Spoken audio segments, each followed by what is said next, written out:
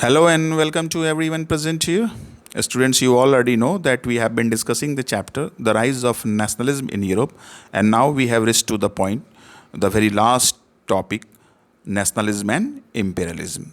So, first of all, we will try to know the difference between nationalism and imperialism. Then we will study about the nationalist tension among different nations in Balkan region and the role of imperialism in the occurrence of the First World War in Europe. So let us start it. As far as the word nationalism is concerned, you already know it is the love, devotion, and pride toward nation, and nationalism was the guiding force for bringing liberty, equality to the people, and fraternity among different nations. हम लोग पहले से ही जानते हैं कि राष्ट्रवाद एक ऐसी विचारधारा थी जो देश के प्रति प्रेम, देश के प्रति लगाव, देश के प्रति समर्पण से जुड़ी हुई थी और ये प्रजातंत्र की बात करती थी, ये लोगों की स्वतंत्रता की बात करती थी, ये लोगों की समानता की बात करती थी और राजतंत्र की खात्मे की बात करती थी और बहुत सारे नेशन स्टेट का निर्माण भी हुआ था इसी नेशनलिज्म के ताकत के बल पर। लेकिन यही नेशनलिज्म 19th सेंचुरी के लास्ट क्वार्टर मतलब 1875 के बाद 1875 के बाद ये नेशनलिज्म का ये रूप जो था, जो लिबर्टी से, इक्वलिटी से, फ्रैटर्निटी से जुड़ा हुआ था, उससे डेविएट हो गया, उससे अलग हो गया और उसका रूप इंपीरियलिज्म का हो गया। तो ये फिर इंपीरियलिज्म है क्या और कैसे ये नेशनलिज्म से अलग है? तो आप एक स्टेट ऑफ सिचुएशन को समझिए। जब तक हम लोग अपने देश को प्रेम करते हैं, अपने देश से लगाव रखते हैं, अपने देश को मतलब सम्मान देना चाहते हैं, अपने देश का एक आदर रखते हैं, तो कहते हैं कि भाई राष्ट्रवाद की भावना है। लेकिन इसका मतलब ये नहीं कि हम दूसरे देशों के प्रति नफरत की भाव रखते हैं या दूसरे देशों को कमतर आंकते हैं। अपने देश के प्रति लगाव तो रखते ही हैं और अपने आस पड़ोस के जो देश हैं उन वहाँ के निवासी भी अपने देश के प्रति प्रेम करते हैं, उनके भी नेशनलिज्म की भावना होती है और सभी नेशंस जो है उनके बीच में कोई वैमनस्य नहीं होता है। लेकिन जब यही हम सोचना शुरू कर देते हैं कि नहीं, मेरा जो देश है, देश के प्रति हमारा इतना लगाव होता है, इतना प्रेम हो जाता है, इतना नेशनलिज्म एक्सट्रीम हो जाता है कि हम सोचते हैं कि नहीं, मेरा देश जो है सबसे बढ़िया देश है, मेरा जो देश है वो सबसे स्ट्रांग देश है और मेरा जो देश है वो सबसे पावरफुल देश है।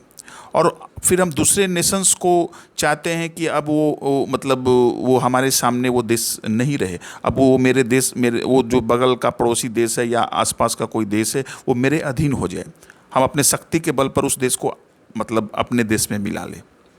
तो अब इस तरह की जब सोच आ जाएगी तो उसी को हम इंपीरियलिज्म कहते हैं।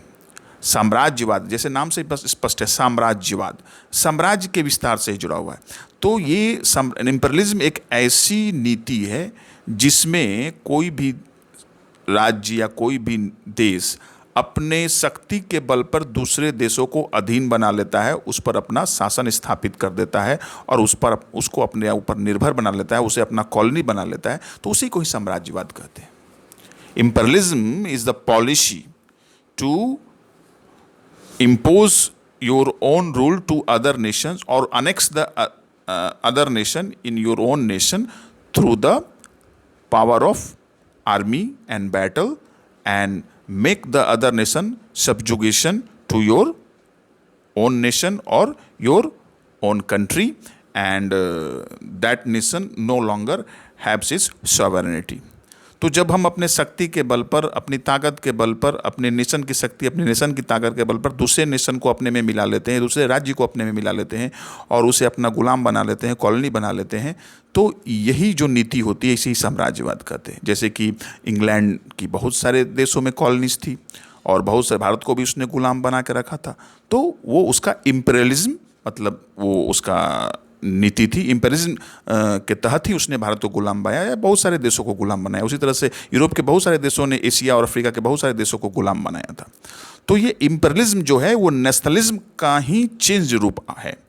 नेशनलिज्म जब तक आइडियल फॉर्म में था 19th सेंचुरी के थर्ड क्वार्टर के पहले तक, मैंने 1875 के पहले तक यूरोप में नेशनलिज्म जो था वो बिल्कुल ही आइडियलिस्टिक फॉर्म में था। वो प्रजातंत्र की बात करता था, वो लोग जनता के इक्वलिटी की बात करता था, वो राजतंत्र की खात्मे की बात करता था। लेकिन 1875 के बाद इसका ये रूप चेंज हो गया।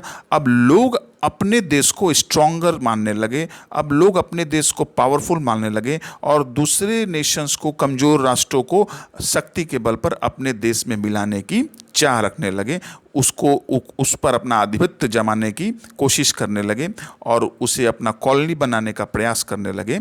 तो फिर ये इम्पेरियलिज्म हो गया। अब इसे हम लोग फिर देखते हैं, समझते हैं।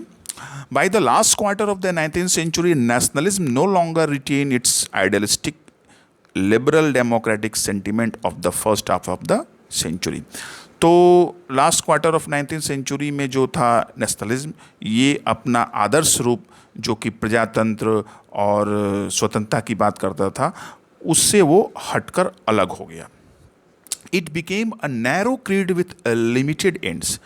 यह अब सीमित लक्ष्यों वाला संकीर्ण सिद्धांत बन गया। अब नेशनलिज्म जनता की भलाई, तो अपने देश की जनता की भलाई ठीक है, लेकिन दूसरे देश पर अब कब्जा कर लेंगे तो वहाँ की तो जनता की भलाई नहीं होगी। तो इसका लक्ष्य अब सीमित हो गया। अब नेशनलिज्म क्या बन गया? नैरो क्रीड, एक बहुत ही छोटा संकीर्ण सिद्धांत बन गया। इसका लिमिटेड एंड्स, बहुत सीमित उसके मतलब उद्देश्य होते थे।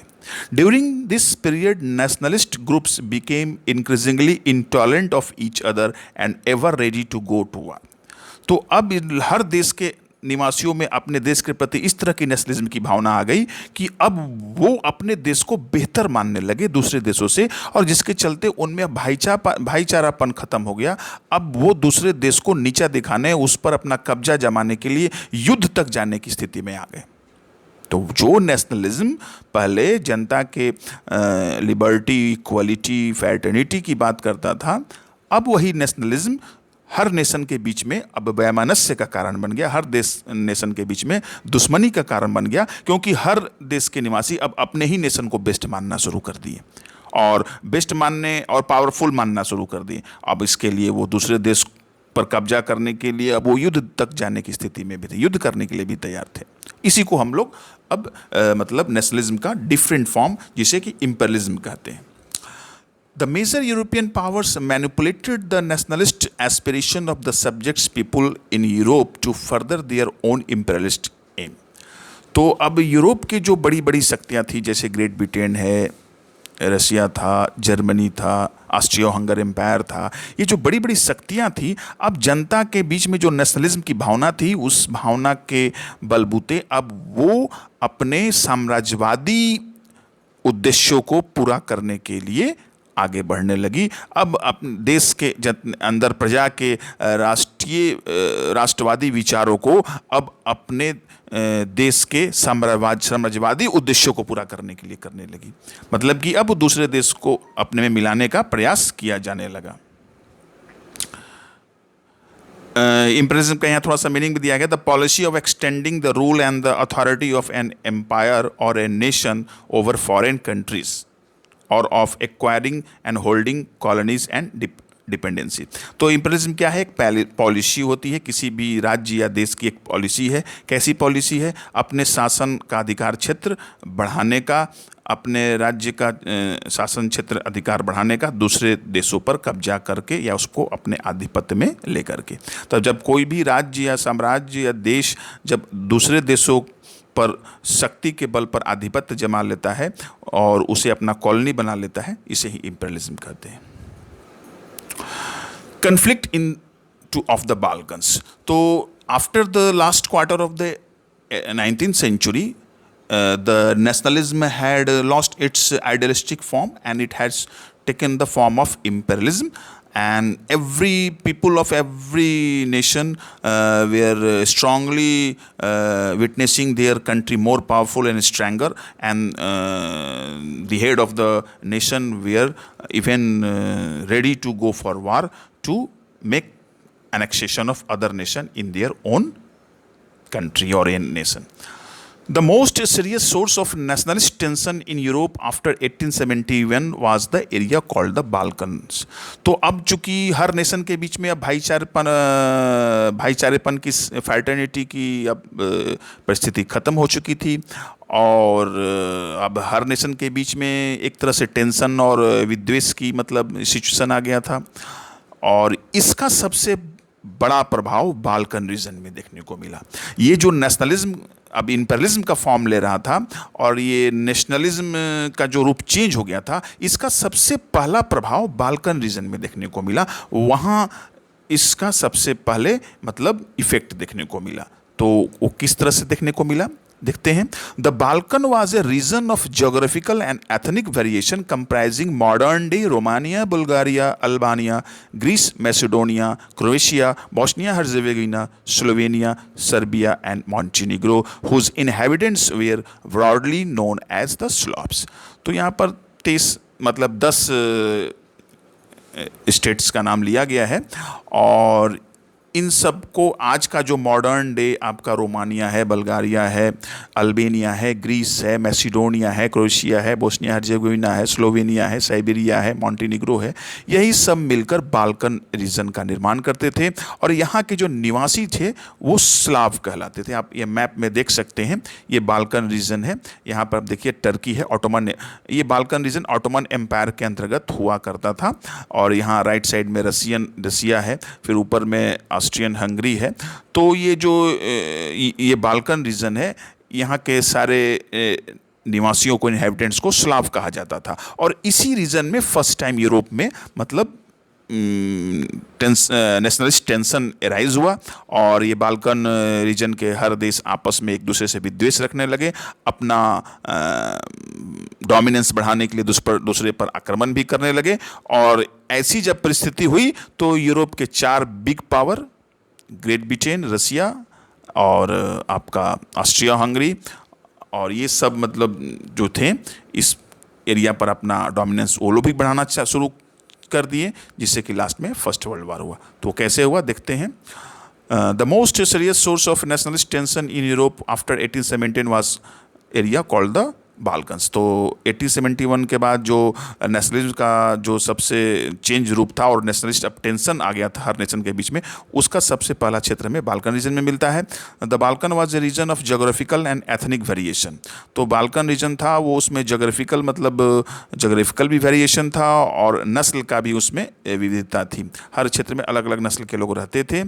और ये आजकल के Romania, Bulgaria, Albania, Greece, Macedonia, Croatia, Bosnia Herzegovina, Slovenia, Serbia and Montenegro क्षेत्र जो आज का प्रेजेंट है देश है, उस रीजन को ही मिलाकर के बाल्कन रीजन कहते थे और वहाँ के निवासी को स्लाव्स कहते थे।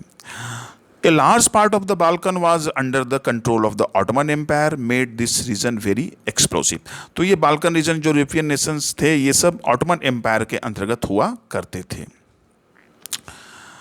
इमरजेंस ऑफ बाल्कन नेशनलिज्म, तो बाल्कन रीजन जो में मतलब लोग रहते थे उसे स्लाव कहा जाता था। और ये बोला Balkan region present day Romania, Bulgaria, Macedonia, Greece, Croatia, Bosnia Herzegovina, ये 10 मतलब इस नेशन से मिलकर बना हुआ था।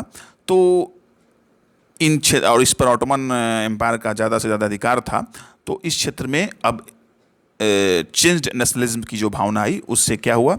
The Balkan state were fiercely jealous of each other and each hope to gain more territory at the expense of the others. तो Balkan region के हर नेशन के बीच में जो था एक दूसरे से अब इतनी दुश्मनी बढ़ गई, उनमें इतना विद्वेष हो गया कि वो हर मतलब देश चाहता था कि दूसरे को जीत करके अपने में कब्जा में कर ले। During this period, there was intense rivalry among the European power over trade and colonies as well as naval and military might. These rivalries were very evident in the War of Balkan problems unfolded. तो Balkan reason में मैसेडोनिया हो, Croatia हो, Greece हो, Slovenia हो, मॉन्टेनिग्रो हो, Bosnia Herzegovina हो, इन लोगों के बीच में तो मतलब टेंशन बढ़ ही गया था। ये हर एक दूसरे के रीजन को हथियाना चाहते थे।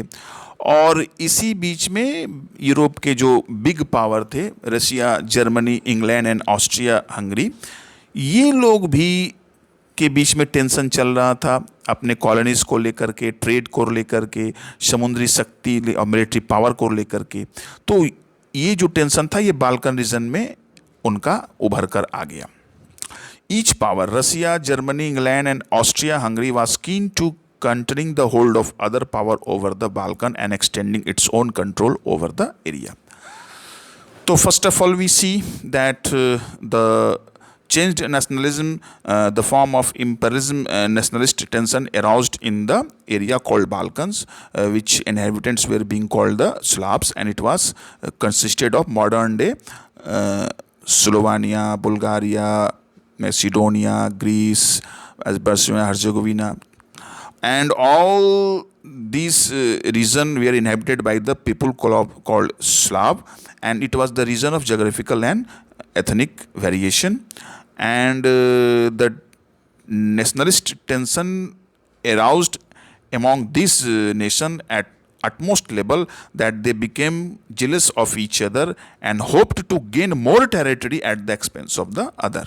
तो हर देश जो था इस इलाके का, बाल्कन का, वो चाहता था कि दूसरे के एरिया को अपने में मिला ले।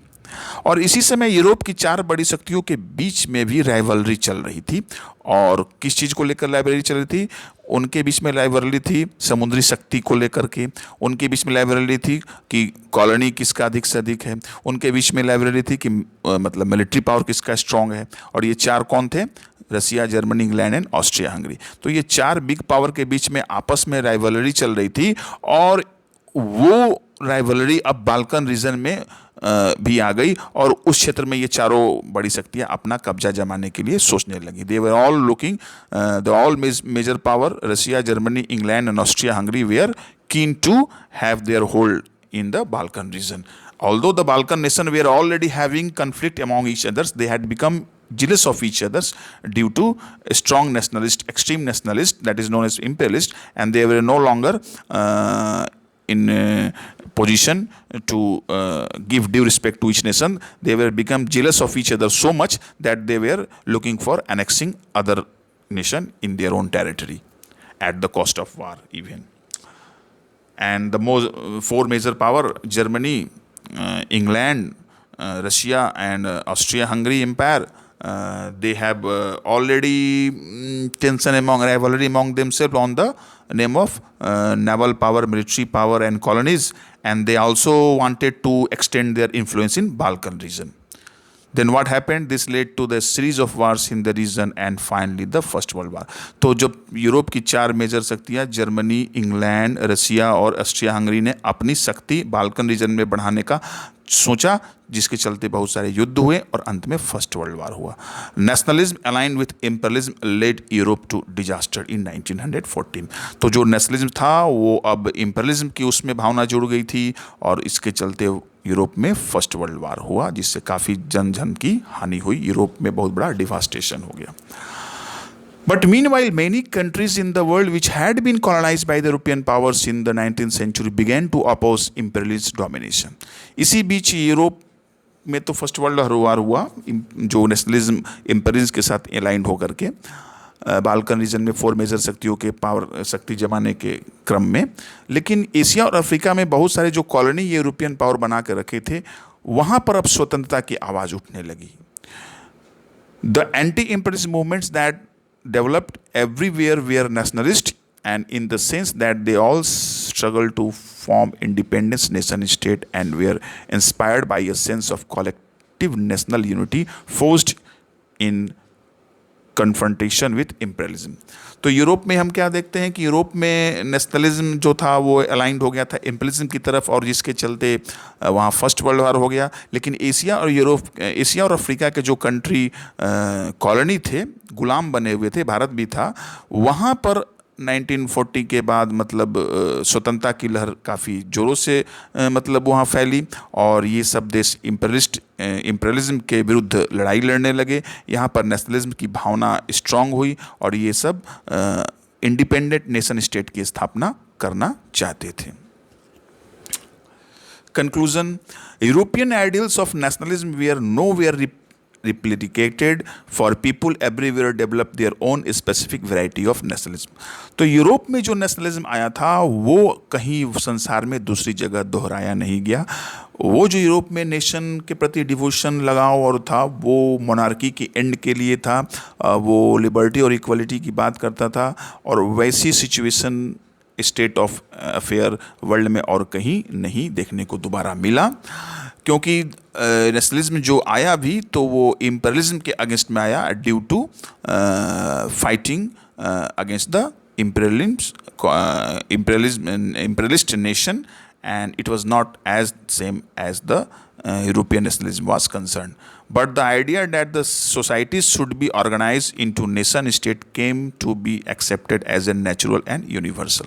तो यूरोप का जो नेशनलिज्म हो या फिर स्वतंत्रता की लड़ाई, जो देश कॉलोनीज हो चुके थे एशिया और अफ्रीका में, वहाँ दोनों में एक ही समानता थी कि दोनों नेशन स्टेट्स का निर्माण चाहते थे, इंडिपेंडेंट स्टेट की निर्माण चाहते थे. लेकिन यूरोप जैसा नेशनलिज्म, मतलब जो कि multi national multi dynastic empire से नेशन स्टेट की बनाने की बात करता था, वैसा नेशनलिज्म कहीं भी विश्व में दूसरी जगह नहीं हुआ. So in this way we come to know that first of all the nationalism lost its earlier idealistic approach of liberty, equality and fraternity.